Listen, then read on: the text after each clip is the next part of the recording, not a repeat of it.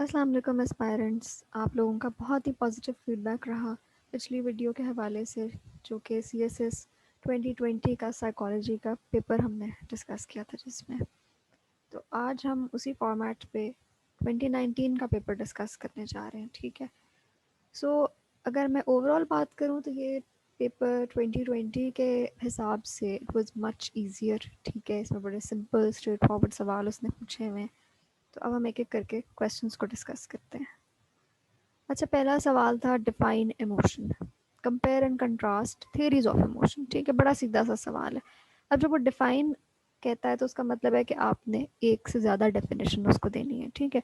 You have to show that जो भी उसने आपको कीवर्ड या जो भी कॉन्सेप्ट उसने कहा है डिफाइन करने के लिए, यू हैव टू इंश्योर कि आपको उसके हर एस्पेक्ट पे ग्रिप है, ठीक है। अगर तो एक ऐसा कॉन्सेप्ट है जिसकी एक से ज़्यादा कोई व्यूज़ हैं उसके ऊपर, या डिफरेंट स्कॉलर्स ने बात की हुई या डिफरेंट पर्सपेक्टिव से उसको समझा गया या पढ़ा गया है, तो आप ज़रूर उसको मल्टीपल एंगल से लिखेंगे, ठीक है। अब जैसे इमोशंस की बात है तो आप पहले लिख सकते हैं कि जी ये एक सब्जेक्टिव फीलिंग होती है, ठीक है। इट इज़ प्रोवोक्ड और it is stimulated by some elements in our surroundings, ठीक है, जो कि एक इंसान के लिए बहुत इंपॉर्टेंट होते हैं, उसकी एक सर्टन सिग्निफिकेंस होती है, because not everything evokes an emotion in us, right? There are only certain things which stir up our emotions, जहाँ से हमारा कोई ना कोई साइकोलॉजिकल कनेक्शन होता है या जहाँ से कोई ना कोई चीज़ हमें मीनिंग दे रही होती है, ओके। अच्छा, फिर आप ये कह सकते हैं कि जी इसके अंदर तीन चीज़ें इन्वॉल्व होती हैं। एक तो हमारा फिजियोलॉजिकल अराउजल होता है, ठीक है, certain bodily changes that we experience, जैसे हम जब पढ़ते हैं अपना ऑटोनॉमिक नर्वस सिस्टम तो उसमें हम देख रहे होते हैं, ठीक है। फिर उसके साथ कुछ सब्जेक्टिव फीलिंग्स होती हैं। हर इंसान एक ही सिचुएशन में अगर हम लोगों को रखें तो हर इंसान उसको डिफरेंट तरीके से इंटरप्रेट कर रहा होगा, ठीक है। कोई भी फीलिंग्स उसकी किसी और के साथ एग्जैक्टली सिमिलर नहीं होंगी। यहाँ पे आप मेंशन कर सकते हैं कुछ बेसिक इमोशंस हैं जो कि जनरली समझा जाता है कि दे आर प्राइमरी इमोशंस, ठीक है, जैसे love, anger, hate, disgust, fear. ये चीज़ें एक बहुत इसेंशियल हैं फॉर ह्यूमन एक्सपीरियंस। अच्छा, उसके बाद तीसरी चीज़ सबसे इम्पॉर्टेंट है कि इमोशंस के बाद एक चीज़ हमें जो नज़र आती है, जो ओवर्टली ऑब्जर्वेबल होती है, दैट इज़ बिहेवियर, ठीक है। Some sort of a change in behaviour, जिससे हमें पता चलता है कि अच्छा there has been some emotional appeal, ठीक है। अच्छा, अब इसमें थेरीज की बात आती है तो आपने थेरीज को कैटेगराइज कर लेना है दो तरह से, ठीक है, फिजियोलॉजिकल एंड कॉग्निटिव। अब जो फिजियोलॉजिकल थेरीज हैं उसमें हमारे पास तीन है। One is facial feedback theory, जो कि एवोल्यूशनरी रखती है उसकी जो बैकग्राउंड है, ठीक है। और फिर आती है James Lange theory and Cannon Bard. अभी दो थेरीज बड़ी इंपॉर्टेंट है, आपने इनको बहुत अच्छे से एक्सप्लेन करना है, ठीक है। आप इनका एक चार्ट सा भी बना सकते हैं, just show you in a bit. और आपने इन दोनों की वो भी बतानी है कि डिफरेंशिएट कहाँ हो रहा था, बिकॉज जो कैनन बार्ड थ्योरी थी it came in a reaction to the James Lange theory, ठीक है। वो रिएक्शन में क्यों थी, उन्होंने क्या बात डिफरेंट की, वो क्यों इससे एग्री नहीं की। तो साइकोलॉजी में आपको बहुत दफ़ा इस तरह की थेरीज नज़र आएंगी जो कि किसी के रिएक्शन में थी।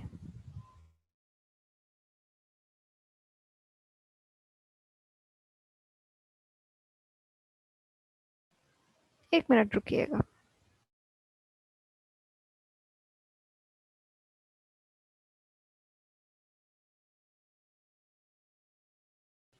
अच्छा जी, फिर आपने बात करनी है कुछ कॉग्निटिव थियरीज जो कि एम्फसाइज करती है कि जो इंसान है उसकी एक सर्टन हायर ऑर्डर फंक्शनिंग है, ठीक है, वो सोच सकता है, इसीलिए वो डिफरेंट है एनिमल्स से, ठीक है। तो जो हमारी कॉग्निटिव एबिलिटीज़ हैं, हम उनको जब इस्तेमाल करते हैं तो we are able to attach meaning to a certain situation, ठीक है। We are able to interpret it, हम उसको अपनी परसेप्शन दे देते हैं। हम वो कहते हैं ना कि हर इंसान अपनी एनक से चीज़ों को देख रहा होता है, अपने जाविये से, अपनी एक उसने पॉइंट बनाया है, पॉइंट ऑफ व्यू बनाया होता है, वो उसी से चीज़ों को देखता है, ठीक है। So each of us has our own filter through which we evaluate the world, we interpret the world. Cognitive theories में दो बहुत इंपॉर्टेंट हैं। वन इज दिस, इसको टू फैक्टर थेरी भी कहते हैं, Schachter Singer, and then cognitive appraisal theory. ये मिलती जुलती हैं। अगेन उसने कहा कंपेयर एंड कंट्रास्ट, तो आपने दोनों की सिमिलैरिटीज को भी एम्फेसाइज करना है और डिफरेंसेस को भी हाईलाइट करना है, ठीक है। अच्छा, अब आगे चलते हैं और यहाँ पे मैंने एक चार्ट बनाया है जो कि आपको हेल्प आउट करेगा ये समझने में कि इधर जो है ना बेसिकली ऑर्डर चीज़ों का डिफरेंट है, ठीक है। जैसे जेम्स लैंग थ्योरी कहती है कि नहीं, पहले हम फिजियोलॉजिकल चेंज एक्सपीरियंस करते हैं, फिर हम उसको आइडेंटिफाई करते हैं कि ये इमोशन है, ठीक है। तो इसी तरह से जो डिफरेंट थेरीज हैं वो डिफरेंट चीज़ों पे फोकस करें। कैनन बार्ड थ्योरी बिल फर्ज वो एक न्यूरोबायोलॉजिकल हमें बेसिस देती है, ठीक है। वो कहती है कि नहीं, ये चीज़ जो हाइपोथैलेमस है, जो थैलेमस है, इनका रोल बहुत इंपॉर्टेंट है कि जो हम इंटरप्रिटेशन है हमारी वो सारी इनके थ्रू हो रही होती है, and they are sending signals to different parts of the brain, and then वो सारे हमें डिफरेंट हमारी लिम्स तक पहुंच रहे हैं, मसल्स तक पहुंच रहे हैं, that's how we experience and express emotions, ठीक है। जो शाक्टर सिंह का एक्सपेरिमेंट या मॉडल है उसमें ये है कि वो कहते हैं कि दोनों चीज़ें इंपॉर्टेंट हैं, it's not just one, it is also the physical arousal coupled with cognitive labels, ठीक है। दैट इज़ वाई हम इसको कॉग्निटिव वाले पोर्शन में हम इसको रखते हैं, ठीक है। इस तरह से आप इनके चार्ट्स बना सकते हैं, मॉडल्स बना सकते हैं, एरोज से दिखा सकते हैं कि सारा प्रोसेस कैसे है। एंड पे बात ये होती है कि you have to show conceptual clarity to the examiner, ठीक है। अच्छा, अगले सवाल पर चलते हैं। यहाँ पे वो कहता है describe the attributes of psychological measures, highlight the ethical and legal issues in psychological assessment, ठीक है। 2020 का जो पेपर था ना उसमें उसने कोई 3 सवाल पूछे हुए थे असेसमेंट और टेस्टिंग से, बट इन दिस पेपर उसने एक ही सवाल पूछा, उसने ज़रा हाथ हौला रखा है। And this is again a very straight forward question, और जब वो डिस्क्राइब कहता है ना तो आपने चीज़ों की डिफरेंट टाइप्स, कैरेक्टरिस्टिक्स, प्रॉपर्टीज बतानी होती हैं, ठीक है। And the word attributes actually means exactly this, ठीक है। बहुत सारे बच्चे यहाँ कंफ्यूज हो गए कि जी एट्रीब्यूट्स क्या होते हैं, हमने तो साइकोलॉजिकल टेस्ट के कैरेक्टरिस्टिक्स पढ़े तो वो वही चीज़ होती है, ठीक है। Attributes basically means features, properties, characteristics और मे बी टाइप्स, ठीक है। अच्छा, ये 5 बहुत बेसिक से हैं, बड़े आपको हर किताब में हर जगह मिल जाएंगे। ऑब्जेक्टिविटी, सबसे पहली बात तो ये है कि आपने इस पे एम्फेसाइज करना है कि जो भी टेस्टिंग मटेरियल है that should not be subjective और it should not be biased in any way, ठीक है। जो बंदा इसको डेवलप कर रहा है या जो साइकोलॉजिस्ट इसको एडमिनिस्टर कर रहा है उसकी perception should not colour it, right. बहुत आपने एक ऑब्जेक्टिव तरीके से एक रिसर्च एंगल से आना है। आप अगर इसको रिलेट करो कि साइकोलॉजी एक साइंस क्यों बनी, because they were able to objectify what they found out, या उन्होंने जो सब्जेक्टिव इंटरप्रिटेशंस थी उनको ख़त्म किया और चीज़ों को स्टैंडर्डाइज करने की कोशिश की, तो ये उसी से कॉन्सेप्ट लिंक्ड है, ठीक है। स्टैंडर्डाइजेशन अगेन इसमें ये होता है ख़ासतौर पर टेस्टिंग में कि अगर मैं एक टेस्ट डेवलप कर रही हूँ तो मैं एग्जैक्टली लिख दूंगी कि जी इतने मिनट का है टेस्ट है, इसमें आपने ये इंस्ट्रक्शंस देनी है और इतना इतना आपने जो है ना इसको स्कोर इस तरीके से करना है, राइट। तो अब ये होता है कि अगर फ़र्ज़ करें कि मेरी जगह कोई और ये टेस्ट एडमिनिस्टर कर रहा है तो वो बंदा भी एग्जैक्टली उन्हीं इंस्ट्रक्शंस को फॉलो करेगा, ठीक है। And that is how standardization is maintained, ठीक है। Every time that test is being administered वो एक ही प्रोसीजर से निकल के जा रहा होगा, तो इस वजह से वो स्टैंडर्डाइज हो गया। इट वुड नॉट मैटर कि पर्सन ए वो ले रहा है या पर्सन बी ले रहा है। वर्ल्ड ओवर दुनिया में जो साइकोलॉजिकल टेस्ट हैं हाईली यूज जो होते हैं, कॉमनली यूज दुनिया में किसी भी जगह पे इस्तेमाल हो सकते हैं, ठीक है। तो आप किस तरह से इंश्योर करोगे कि उस पर एक प्रॉपर प्रोसीजर फॉलो होगा, कोई एस फॉलो होंगे, तो वो स्टैंडर्डाइजेशन सब, ठीक है। रिलायबिलिटी की जब बात आती है, again a very very important concept when it comes to psychological testing. यहाँ पे आप पहले तो बताओगे रिलायबिलिटी होती क्या है, and then you will discuss its types, ठीक है। इंटरेटर रिलायबिलिटी और test retest split half ये आपने ज़रूर मेंशन करनी है, ठीक है, सब हेडिंग्स देके। वैलिडिटी की बात आएगी, इसको भी हमें डिफाइन करना है और इसकी भी टाइप्स की बात करनी है। For example construct validity, content validity और ये सब चीज़ें, ठीक है। आगे से उनकी जो टाइप्स हैं कंकरेंट एंड प्रेडिक्टिव, सब कुछ आपने बड़े अच्छे तरीके से एलाबोरेट करना है। And then lastly comes practicality. Practicality में क्या आएगा कि जी देखें जो टेस्ट है वो इतना लंबा ना हो कि लोग इंटरेस्ट ही लूज़ कर दें, या उसमें इतनी ज़्यादा रेपिटेशन हो कि लोग को बोरिंग लगने लग जाए, या वो इस लैंग्वेज में है जो कि जो हमारा क्लाइंट है वो समझ नहीं पा रहा है, इस तरह के मसले मसाइल, ठीक है। It has to be very practical, very reasonable, right. अच्छा, अब जो एथिकल एंड लीगल इश्यूज़ हैं वो बड़े इंटरेस्टिंग हैं, हमने वो रिसर्च में भी देखे, जो मेरे स्टूडेंट्स हैं उन्होंने मेरे साथ पढ़े होंगे। अच्छा, एथिकल इश्यूज़ में कुछ चीज़ें इंतहाई इंपॉर्टेंट है, या मैंने ज़्यादा पॉइंट्स लिखे हैं, आप इनमें से 3-4 भी लिख लें, आपको जितने याद रहे आप लिख सकते हैं अगर इस तरह का सवाल आता है बिलफर्ज। सो इन्फॉर्म्ड कंसेंट, सबसे पहली चीज़ तो ये है कि जब भी आप किसी से कोई असेसमेंट करवा रहे हैं, you have to take their consent कि जी इसका ये पर्पस है, उसमें आप बताते हो कि जी नेचर ऑफ स्टडी ये है, मैं रिसर्च कर रहा हूँ या मैं किसी कंपनी के लिए कर रहा हूँ या जो भी उसका पर्पस है, राइट। आप वो सारा क्लैरिफाई करते हो और वो बंदा आपको रिटन फॉर्म में अपना कंसेंट देता है, ठीक है। अच्छा, उसमें ये भी लिखा होता है कि जी कितनी ड्यूरेशन होगी और इसका जो है वो ये कहाँ पर यूज़ होगा और ये सारी बातें।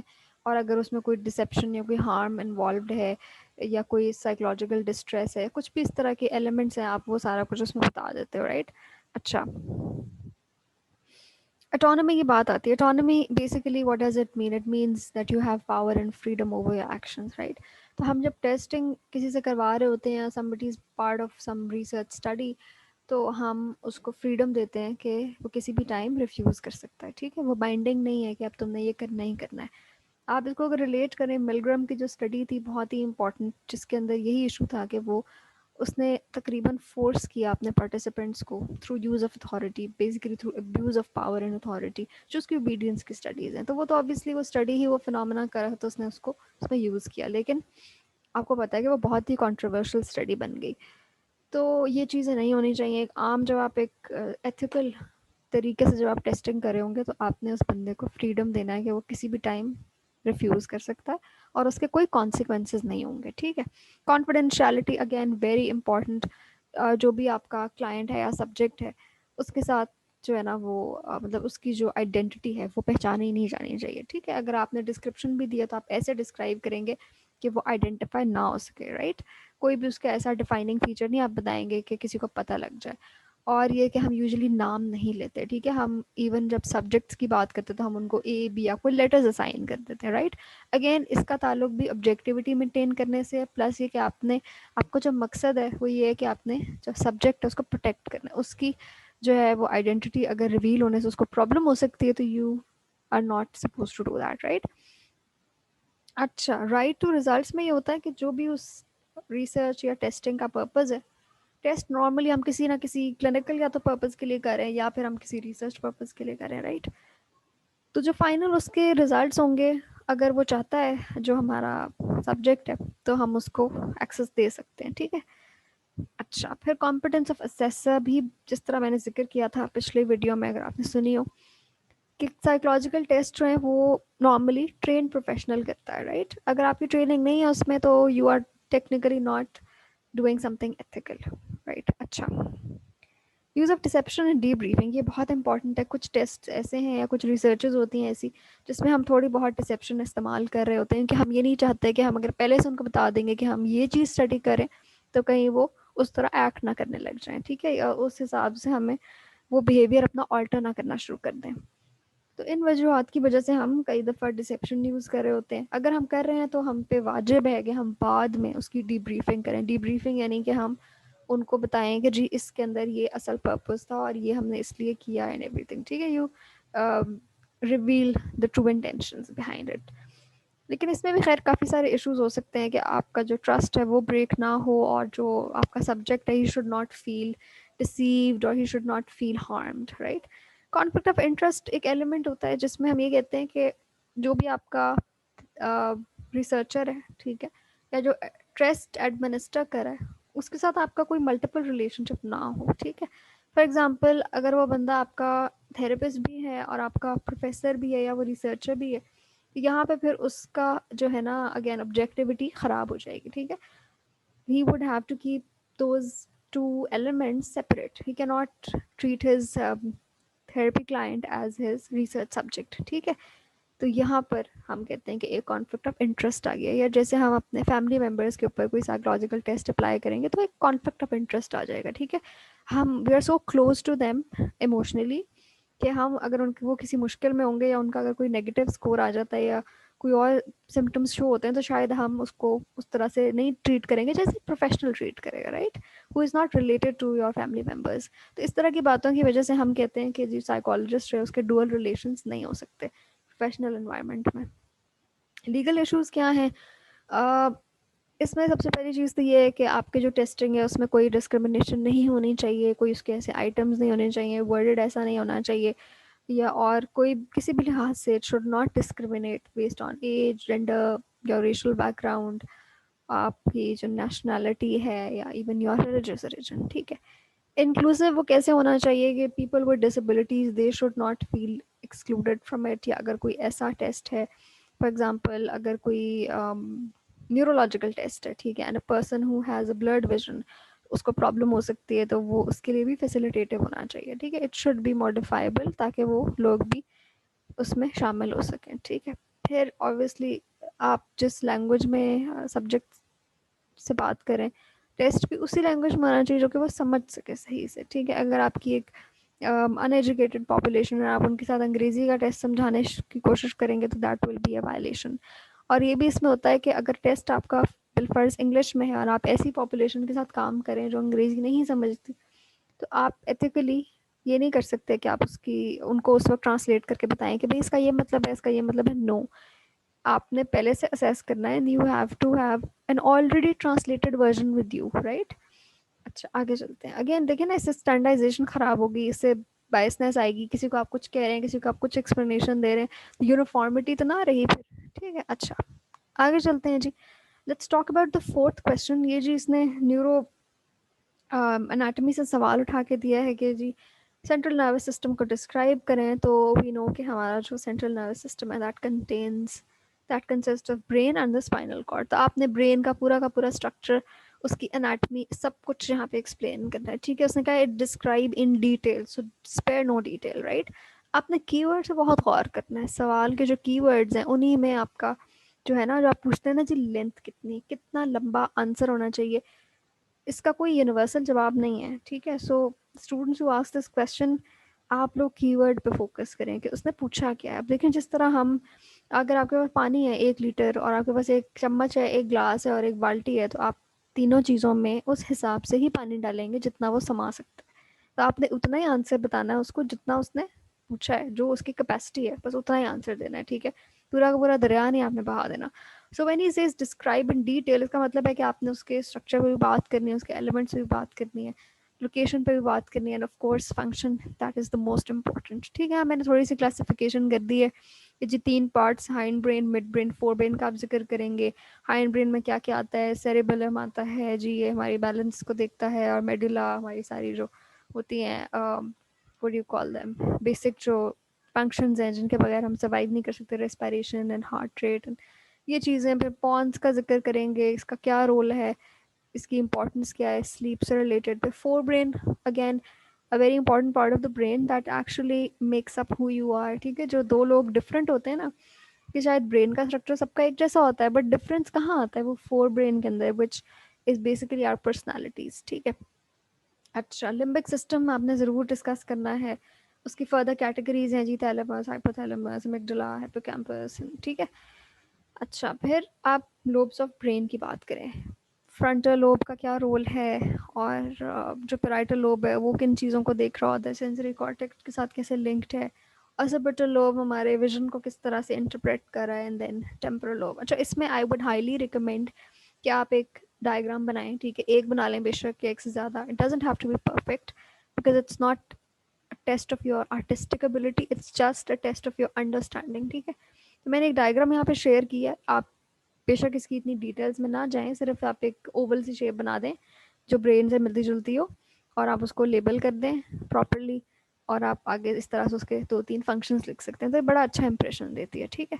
You can take a screenshot of this if you want, if it helps, because बड़ा इन्होंने क्लियरली यहाँ पे कुछ चीज़ों को लेबल किया हुआ है, not all obviously. Colour coding इन्होंने की, ऑब्वियसली आप पेपर में इतना रंगीन तो नहीं कर सकते, but you can always use some different black blue marker. अच्छा, पांचवा सवाल वो कहता है कि differentiate between sensation and perception and describe different determinants of perception. यहाँ पर आपसे ये नहीं कह रहा कि दोनों को डिफाइन कर दो अलग अलग, वो कह रहा है डिफरेंशिएट करो, इसीलिए मैंने बीच में लाइन लगा के दोनों के एक पॉइंट उसका इधर लिखा और इसका जो कंटेंटिंग पॉइंट है वो सामने लिख दिया, ताकि आपको समझ आए कि आपने, अगर आप पैराग्राफ में भी डिफरेंस लिख रहे हो, तो you can still word it in a way कि उसको समझ लगे कि दोनों में फ़र्क क्या है, ठीक है। उसने ये नहीं पूछा कि मुझे सिर्फ डिफाइन करके दे दो, बच्चे अक्सर ऐसे करते हैं, डेफिनेशन लिख दीजिए, ये सेंसेशन होती है, ये परसेप्शन, और बात ख़त्म। आपने डिफरेंस को हाईलाइट करना है, ठीक है। अब sensation obviously it's an awareness of our senses, और ये एक यूनिवर्सल फिनोमेना है, ठीक है। 5 सेंसेस तो हर किसी के पास होती हैं, and they are able to catch up all the sensory information going on around us and interpret it, right? Interpret की जहाँ बात आती है वहाँ परसेप्शन का रोल आ जाता है कि that happens, although it happens in the brain but it is subjective to every individual, ठीक है। वहाँ पर हम मीनिंगफुल बिट्स ऑफ इंफॉर्मेशन को किस तरह इकट्ठा कर रहे हैं और किस तरह से वो हमें हेल्प आउट करती है इन रिस्पॉन्डिंग एंड अडेप्टिंग। अगर हमारी सेंसेशन सही काम करी है बट परसेप्शन में कोई गड़बड़ आ गई है तो हम जो है वो प्रॉपरली फंक्शन ही नहीं कर सकते, we can not even walk straight, ठीक है। अगर आपने डेप्थ परसेप्शन पढ़ी हो तो आपको बात समझ आ जाएगी। अच्छा, इस तरह से आप बता सकते हैं कि कैसे हमारे जो यूनिक पर्सनल एक्सपीरियंसेस हैं, ख़ास तौर पर जो डिफरेंट कल्चर्स में लोग बैठे हुए हैं उनकी परसेप्शन किस तरह डिफरेंट होती है, ठीक है। फॉर एग्जांपल अब साउंडिंग ऑफ अ बेल, अब जिस तरह वेस्टर्न कंट्रीज़ में चर्च की कोई एक सर्टन बेल की साउंड होती है, हमारे यहाँ हम उसको शायद उससे रिलेट नहीं करेंगे, राइट। साउंड तो एक ही है लेकिन एक जो कोई मुस्लिम पर्सन है वो उसको किसी और तरह इंटरप्रेट करेगा, ठीक है। एक क्रिश्चियन पर्सन किसी और तरह इंटरप्रेट करेगा, right. So this is how different हमारी जो सोशलाइजेशन है, हमारे कल्चरल एक्सपीरियंसेस हैं, they basically shape our interpretations of the world. अच्छा, आगे चलते हैं जी। Excuse me. Determinants of perception में मैंने यहाँ पे 3 कैटेगरीज बनाई हैं, आप इसको इसी तरह से डिफरेंट हेडिंग्स एंड देन सब हेडिंग्स में डिस्कस कर सकते हैं कि जो परसेप्शन है ना, क्या क्या चीज़ें हैं जो परसेप्शन को uh, वो कर रही होती हैं, इफेक्ट कर रही होती है, राइट। फैक्टर्स अफेक्टिंग परसेप्शन, पहली चीज़ थी कि सिचुएशन कैसी है, किस तरह का हमारे पास टाइम है, एनवायरनमेंट कैसी है, वहाँ पे और लोग हैं कि नहीं, हम अकेले हैं, तो अ लॉट ऑफ थिंग्स कंट्रीब्यूट। फिर आती है कि जो एक्चुअल जो हमारा ऑब्जेक्ट है, जैसे कि हमने ये चीज़ें उसमें आपने पढ़ी होंगी, जो साइज कॉन्स्टेंसी है या कलर कॉन्स्टेंसी है, ठीक है, उसमें ये चीज़ें आती हैं। अब कोई चीज़ अगर बहुत इंटेंस है, जिस तरह we enter room and there is a red painted wall और उस पर कुछ लिखा हुआ है, तो हमारी अटेंशन फॉरन जाएगी because of the colour, because of the intensity, ठीक है। फिर इसी तरह फॉन्ट साइज आप देख लो किसी भी चीज़ का, कोई रिटन चीज़ है तो उसका फॉन्ट साइज बड़ा मैटर करता है, ठीक है। जो चीज़ बोल्ड में लिखी होती है ज़्यादा हम उसको अटेंशन दे रहे होते हैं, we perceive it as important. आप देखोगे जो एडवर्टीजमेंट्स होते हैं वो जहाँ पे चाहते हैं कि हमारा सबसे ज़्यादा ध्यान जाए वो उसको बोल्ड करके लिख देंगे, राइट। तो इन चीज़ों का आपका बहुत ज़्यादा मार्केटिंग और एडवर्टीजमेंट में यूज़ नज़र आएगा। इसी तरह नॉवेल्टी, अब ऐसी कोई चीज़ बिलफर्ज कोई ऐसा साइन बोर्ड है जो आपने सिर्फ इसलिए आप नोटिस कर रहे हो because it was not there before, ठीक है, वो समथिंग न्यू, कोई नया बिलबोर्ड लग जाता है, कोई नया साइन बोर्ड, तो हमारा ध्यान उसकी तरफ जाता है, we interpret it in a different way. फिर प्रॉक्सिमिटी, यानी कि कोई चीज़ हमारे कितने करीब है, जितनी करीब होगी उतनी ही ज़्यादा चांस है कि it will come into our perceptive environment. Motion, यानी कि कोई मूविंग ऑब्जेक्ट होगा तो वो ज़्यादा हमें अट्रैक्ट करेगा। एक बॉल सिर्फ यहाँ पड़ा होगा और कोई बॉल उठा के फेंकेगा तो मेरा ज़्यादा I will be more startled towards that, right, you getting the point. अच्छा, परसीवर आप यानी कि अपनी बात कर रहे हैं यहाँ पे कि the one who is perceiving, उसके जो पर्सनल फैक्टर्स हैं जो हमने पहले जिक्र किया, उसकी अपनी क्या मोटिव्स हैं, क्या एटीट्यूड्स हैं। कई दफ़ा हम कोई चीज़ ढूंढ रहे होते हैं मार्केट में and since we are intending to look for that, हमें हर जगह वही चीज़ नज़र आ रही होती है जो पहले शायद हमने कभी नहीं नोट की होती, ठीक है। तो इस तरह की डिफरेंट चीज़ें हैं जो कि परसेप्शन को फीड करती हैं। आगे चलते हैं जी। Again a very direct question, define learning. से मैंने बात की लर्निंग को आप मल्टीपल तरीक़ों से डिफ़ाइन करो, जो लर्निंग थियरिस्ट्स हैं, ठीक है, उनकी डेफिनेशंस आप यहाँ पे कोट कर सकते हो। फिर वो कहता है कि क्लासिकल और ऑपरेंट कंडीशनिंग को डिफाइन कर दो। लर्निंग का सवाल तो इन दोनों थेरीज के बगैर पॉसिबल ही नहीं है कि वो कंप्लीट हो, राइट। अच्छा, इधर आपने क्या करना है, यहाँ मैंने कोई डिटेल नहीं बनाई डिस्कशन, लेकिन आप इसके डिफरेंट चार्ट्स, इसकी डायग्राम्स, जो सारा प्रोसेस है जो क्लासिकल कंडीशनिंग की, जो बड़ा मशहूर सी एक डायग्राम है, आपको कहीं पे भी मिल जाएगी, बेल और डॉग वाली, कि डॉग सेलिब्रेट कर रहा है, ये सारी चीज़ें, ठीक है, उनको आप बड़े अच्छे तरीके से दिखा सकते हो। अगेन आपने कोई आर्टिस्टिकली नहीं ड्रॉ करना, आप सिर्फ लेबल कर सकते हो उसको, ठीक है, कि ये जी बिफोर कंडीशनिंग था, ये ड्यूरिंग कंडीशनिंग और ये आफ्टर कंडीशनिंग है, ठीक हो गया। अच्छा, ऑपरेंट कंडीशनिंग में आपको पता है कि हम बिहेवियर को कॉन्सिक्वेंसेस के ऊपर बेस कर रहे होते हैं, वेदर इट्स पॉजिटिव और नेगेटिव। यहाँ पे रिवॉर्ड पनिशमेंट का कॉन्सेप्ट है, इसमें ज़रूर आपने वो टेबल बनाना है जिसमें वो नेगेटिव री पॉजिटिव री and negative punishment and positive punishment की बात करें, एग्जाम्पल्स कोट करें इसके अंदर जितने ज़्यादा हो सकते हैं, बच्चों के हवाले से कर दें क्योंकि ये बिहेवियरल थ्योरी का पार्ट है और ये बहुत ज़्यादा यूज़ होता है विद एनिमल्स एंड चिल्ड्रन, ठीक है। इस सवाल को आपने इस तरह से लेके चलना है। आगे चलते हैं जी। अब हम बात करते हैं list and describe various characteristics of mood disorders including major depression and bipolar disorder. अच्छा, ये प्योरली क्लिनिकल का सवाल आ गया, यानी कि जो एबनॉर्मल का आपका टॉपिक है, ठीक है। अच्छा, यहाँ पे वो कह रहा है कि मूड डिसऑर्डर्स की पूरी कहानी मुझे बता दो। अब आपको ये पता होना चाहिए कि मूड डिसऑर्डर्स की टाइप्स कितनी होती हैं। हम पहले आगे इस चार्ट को देख लेते हैं। यहाँ पे वो हमें 4 डिफरेंट कलर्स के थ्रू एक स्पेक्ट्रम बता रहा है कि जो मूड है ना, नॉर्मल मूड जो है वो सेंटर में लाइंड है, ठीक है। If I can just turn on this pointer, ठीक है, ये हमारा नॉर्मल मूड हो गया। और इससे हम अगर एक एक्सट्रीम पर जाते हैं तो there is mania which is an hyper related mood, ठीक है, जिसमें आपकी एनर्जी भी जो है वो बहुत ज़्यादा हुई होगी, आपकी नीड जो है टू स्लीप वो थोड़ी हो जाएगी, और आप एक जो है ना आसमानों को छू रहे होंगे, right, but obviously in a clinical way, ठीक है, मतलब it's not something which is normal और पॉजिटिव। ये एक डिसऑर्डर की हम बात करें सिर्फ, ठीक है। हम वैसे कहते हैं ना कि जी वो बड़ा कोई मेनियाक की तरह बिहेव करा, तो ये वो वाली चीज़ नहीं है। यू हैव टू अंडरस्टैंड कि दिस इज़ अ डिसऑर्डर, ठीक है। दूसरी स्पेक्ट्रम पे इसके क्या है, बिल्कुल इसका opposite, polar opposite, that is depression. अच्छा, यहाँ पे हम देखते हैं यूनिपोलर डिप्रेशन की वो बात करता है। यहाँ पे यूनिपोलर डिप्रेशन में एक मेजर डिप्रेसिव एपिसोड होगी which can last about 2 weeks, और वो नॉर्मल मूड के इर्द गिर्द भी रह सकती है, लेकिन फिर एक एपिसोड लाजमी आएगी जो कि मेजर डिप्रेशन की होगी। अच्छा, उसने सवाल में कहा है कि जी डिफ्रेंशिएट करो, sorry not differentiate, major depression की भी बात करेंगे, उसके भी अभी हम सिम्टम्स देख लेते हैं। अच्छा, फिर अगर मूड थोड़ा सा मेनिया की तरफ जाएगा तो बीच में एक एलिमेंट आ रहा है हाइपोमेनिया। हाइपोमेनिया क्या है कि इसमें एक तो ड्यूरेशन का फ़र्क है, दूसरा इंटेंसिटी का फ़र्क है। ये जो पर्पल सी लाइन आपको नज़र आ रही है, ठीक है। और ये कौन से वाले डिसऑर्डर में क्लासिफाई हो रहा है, बाइपोलर 2 के अंदर, ठीक है। So you have to remember कि बाइपोलर 2 में you have an episode of depression, ठीक है, मेजर डिप्रेशन होगा उसमें, और साथ में you will have an episode of mild form of mania, आप कह सकते हैं, ठीक है। अच्छा, अगेन ड्यूरेशन बहुत ज़रूरी है यहाँ पे, बिकॉज यही डिफ्रेंशिएट करती है बाइपोलर 1, बाइपोलर 2, साइक्लोथाइमिया को। तो बाइपोलर 1 में आपके पास फुल ब्लोन मेनिया की भी एपिसोड होगी जो कि लगभग 1 हफ्ते तक लास्ट करेगी, ठीक है, इससे ज़्यादा भी हो सकती है। जो आगे डॉटेड लाइन लगी हुई है कि वी डोंट नो कब तक चलेगी, बट मिनिमम 1 वीक है। इसी तरह आप साइक्लोथाइमिया का जिक्र करें कि उसके अंदर जो रैपिड मूड शिफ्टिंग हो रही होती है between hypomania and mild depression, बहुत ज़्यादा मेजर डिप्रेशन नहीं है। अच्छा, लेट्स गो बैक एंड सी कि बेसिकली, अच्छा इसने कहा कैरेक्टरिस्टिक्स, तो यहाँ पे आपने उसके सिम्टम्स डिस्कस करते हैं। आप यहाँ पे बताओगे कि जी मेनिया के ये सिम्टम्स हैं, बाइपोलर 1 में मेनिया मैनिफेस्ट होता है, बाइपोलर 2 में हाइपोमेनिया मैनिफेस्ट होता है, and you can differentiate between them कि मेनिया में हाई एनर्जी लेवल्स हैं, डिप्रेशन में जी बिल्कुल उसकी जो है ना लैक ऑफ एनी मूवमेंट या लेथार्जी है, बिल्कुल, ठीक है, फटीग है। मेनिया के अंदर उसकी सेल्फ स्टीम जो है वो बहुत ज़्यादा हाई लेवल पर होगी, एक्सट्रीमली, इतना कि वो खुद को कोई सुपर नेचुरल मखलूक भी समझ रहा होगा। बट इन डिप्रेशन बिल्कुल वर्थलेसनेस होगी टोटली, और कोई सुसाइडल आइडिएशन भी आ सकती है। अच्छा, सुसाइडल आइडिएशन दोनों में हो सकती है प्रेजेंट, या जो साइकोसिस का एलिमेंट है। तो इस तरह से आपने सिम्टम्स को डिफ्रेंशिएट करते जाना, ठीक हो गया। अच्छा, आगे चलते हैं।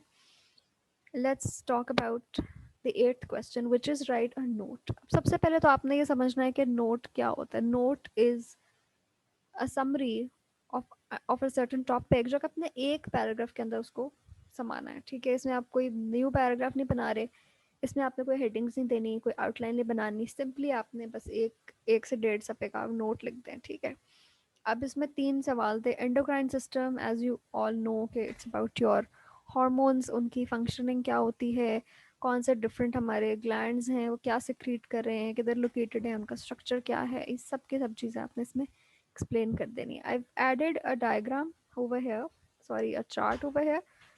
सो इसमें आप देख रहे हो कि आपने एंडोक्राइन ग्लैंड का नाम लिख दिया, इधर आपने उसकी लोकेशन बता दी कि वो बॉडी में कहाँ लोकेटेड है, उसका स्ट्रक्चर कैसा है, यानी कि वो दिखता कैसा है, and which hormone does it release, और फाइनली उसका हमारी बॉडी में क्या रोल है, क्या फंक्शन है, ठीक है।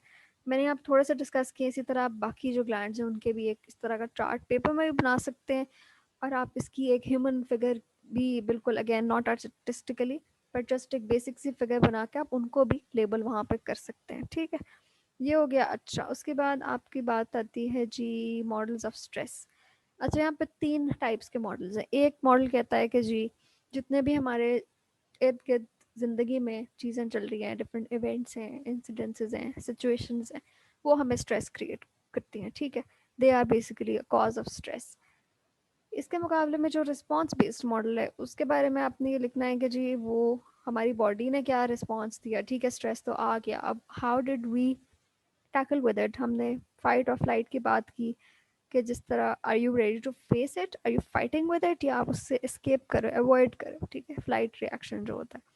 यहाँ पे आपने ऑटोनॉमिक नर्वस सिस्टम का भी जिक्र करना है, किस तरह से वो रोल प्ले कर रहा है, sympathetic and parasympathetic nervous system, and then कैसे हमारी बॉडी का जो होम्योस्टेसिस है वो बैलेंस हो रहा है या इम्बैलेंस हो रहा है, ठीक है। अच्छा, फिर एक बड़ी इंपॉर्टेंट चीज़ है general adaptation syndrome. This is a very simple model of stress which talks about three phases: alarm, resistance and exhaustion. अब इन तीनों में क्या होता है, अलार्म वो फेज है जिसमें आपकी बॉडी जो है ना उसने आइडेंटिफाई किया कि एक स्ट्रेसर आ गया है, so it is now going to react. आपका जो सिंपैथेटिक नर्वस सिस्टम है वो एक्टिवेट हो जाएगा और आपके जो न्यूरॉन्स है वो रैपिडली फायर हो रहे होंगे। रेजिस्टेंस में क्या होगा कि finally your body will relax and it will start to adapt to that stress, ठीक है।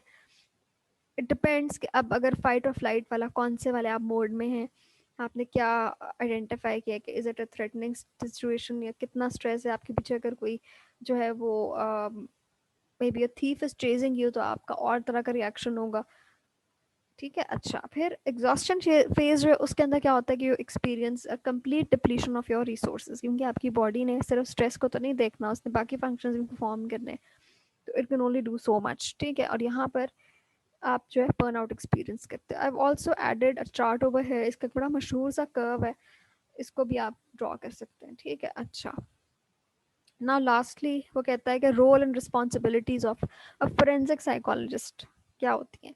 इसको मैंने दो में डिवाइड किया है, clinical and, sorry I forgot to write, यहाँ पर रिसर्च है, ठीक है।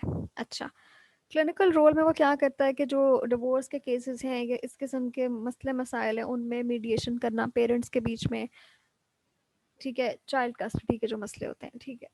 आगे चलते हैं, फिर वो कहता है कि how are you going to determine कि if the suspect is in a sound mental state, या उसने ये चीज़ किसी मेंटल डिसऑर्डर की वजह से की है, ठीक है। तो ये चीज़ें आप देख रहे होते हो। फिर वो एक्सपर्ट टेस्टिमनी प्रोवाइड कर सकता है कोर्ट के अंदर।